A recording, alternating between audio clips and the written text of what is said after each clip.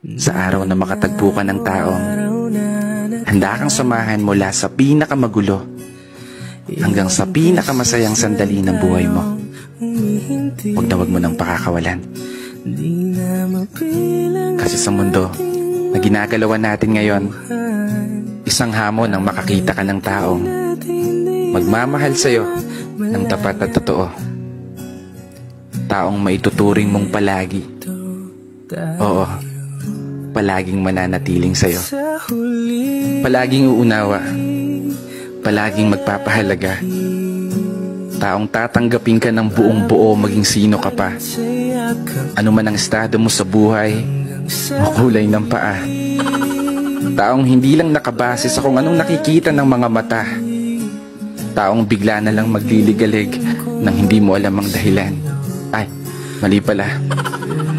Taong makakasama mong mangarap at abutin ito ng sabay. Taong aalalay, lalo sa mga panahong natatakot kang tumulay.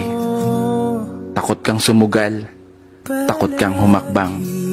Pinanghihinaan ng loob sa pagkakataong hindi umuugnay ang mga plano at gusto sa pag-ikot ng mundo.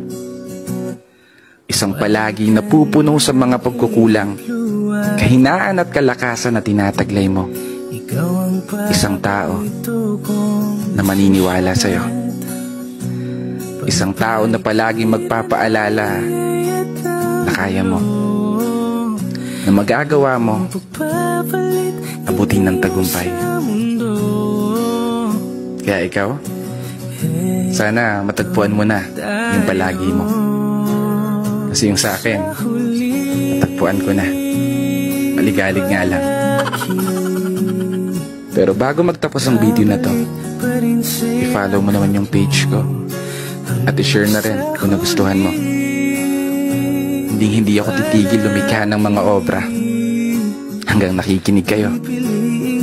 Kaya isang pagpupugay para sa lahat ng mga tao na patuloy na nagmamahal at patuloy sumasabay sa hamon ng buhay.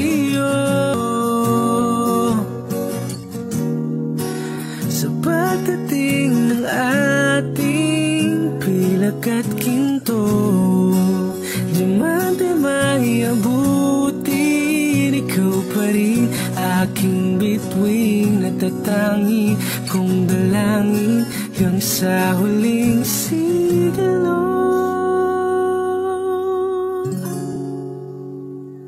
Sa huling pala